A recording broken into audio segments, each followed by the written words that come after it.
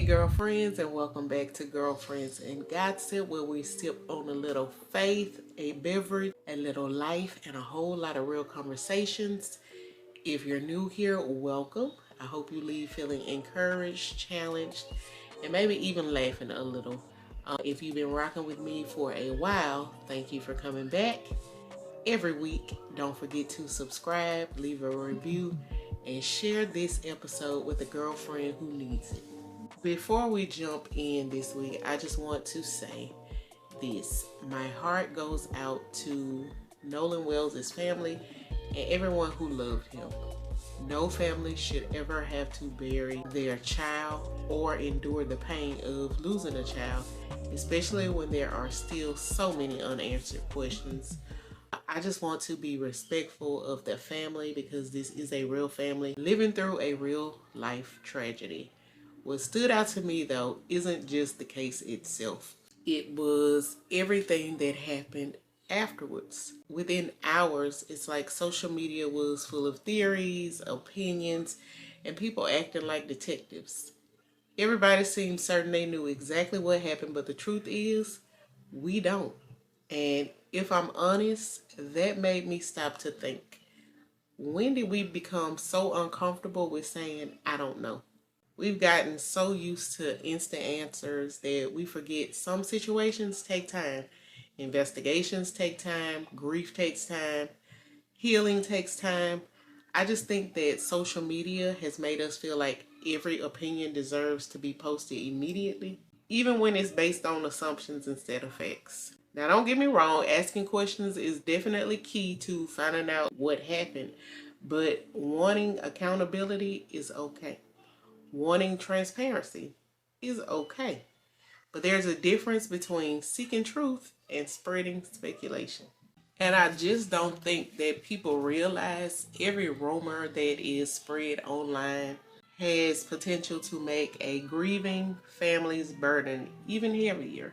So, with that being said, that also provoked another thought for me, and it was something bigger. We started consuming tragedy almost as just pure entertainment. Where is the empathy for the situation within itself? We scroll past some people's worst days, guys, and leave a comment, and then 5 minutes later, we are laughing at cat videos or somebody making lasagna. So somewhere along the way, let's remember that these are real people. Maybe the lesson isn't whether we can solve every mystery. Maybe it's just remembering our responsibility. Now, I do believe that we can be curious without being careless.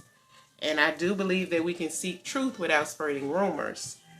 But can we extend compassion before we extend our opinions? Sometimes the strongest thing we can say is, I'm praying for the family and I'm going to let the investigation do its job.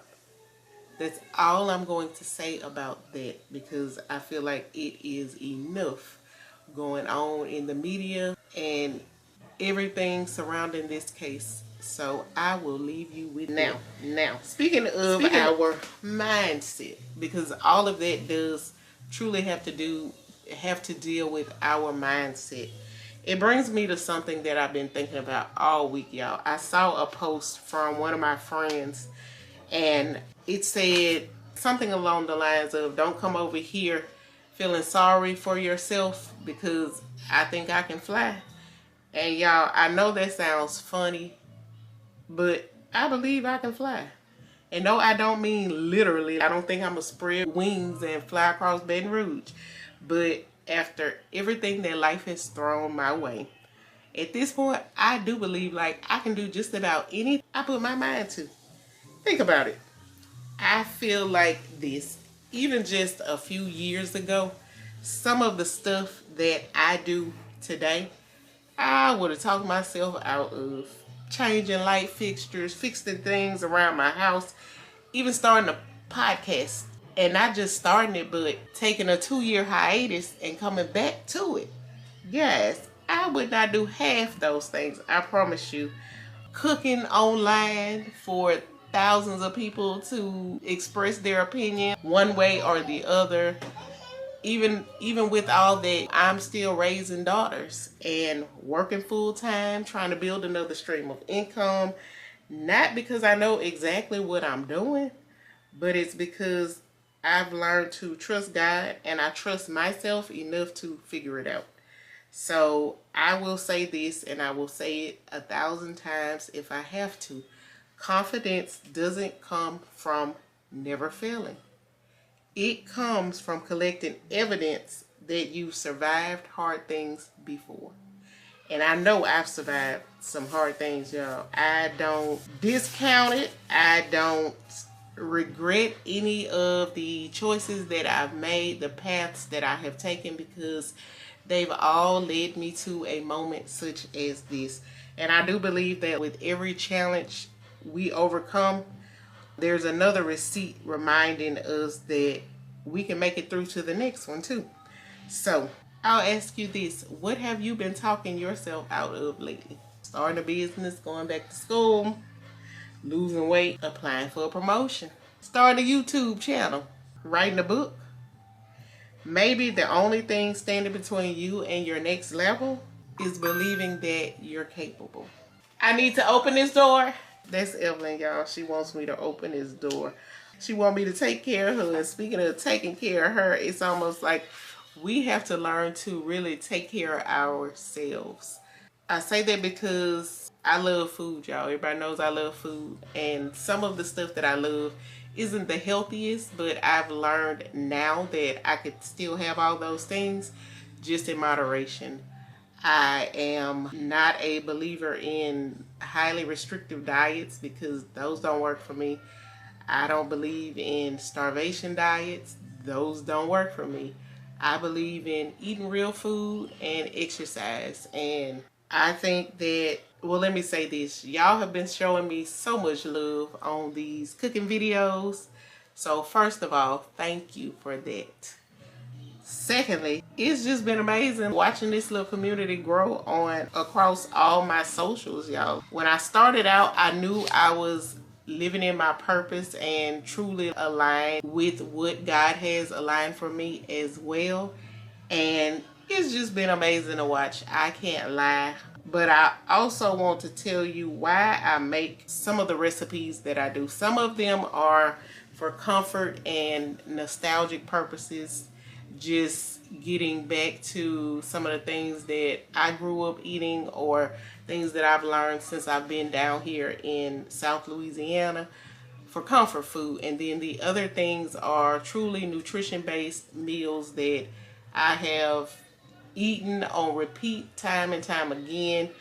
And a lot more of those will be out because school is about to start back up and I can't be, what I like to say, eating like a big bag all school year. I looked at it like summer vacation was a brief pause for me, just like it was for the kids. So I'll say this: I don't believe healthy means complicated by any means, and I don't believe that feeding your family should cost hundreds of dollars. I don't believe that busy moms should feel guilty because dinner wasn't Pinterest perfect. Most of my meals are 20 to 30 minutes because that's just the time that I have in life right now. That's just what my real life looks like. And you've seen it. Some days we're making shrimp bowls and some days we're making butter beans. Some days it's leftovers and that's okay. Actually, I was very adamant this year about my kids consuming leftovers because I hate waste. I am moving towards a more eco-conscious mindset in general. And I think that the more we consume food at home that is prepared for us, I know what's in it. I know I can control the sodium intake because I do have high blood pressure. It's controlled and I don't want to add to it by continuously eating out at restaurants. So you'll see a restaurant review here and there, but for the most part, I am cooking at home, enjoying meals with my family. And I think it's because I feel like food is supposed to fuel us, not make us feel guilty, especially as a woman over 40. Our bodies change. We need protein, fiber, hydration, and meals that actually keep us full instead of chasing every trendy diet that shows up on our For You page. To me, y'all know I say it all the time, perfection is never the goal. Consistency is. So one balanced meal won't change your life, but hundreds of balanced meals over time will. So here's our homework this week. What's one thing that you've been saying, oh, I'll do this one day? One day you'll start, or one day you'll save money, travel, get healthy. Post your first video, friend. One day isn't on the calendar. Pick one thing, do a small step this week, and give yourself a pat on the back for it, because progress beats perfection every single time. I am going to close today with this. If you take nothing else from today's episode, I hope you remember these 3 things. Lead with compassion. Believe in yourself even before you have all the answers. And fuel your body like it deserves to carry the incredible woman you are becoming. Thank you for spending a little bit of your time with me. If this episode encouraged you, challenged you, or made you think, please subscribe, leave a review, and share it with one girlfriend who needs to hear it. That's how we grow this community and keep these conversations going. Until next time, keep protecting your peace, keep trusting God's timing, and remember, less chaos, more chemistry.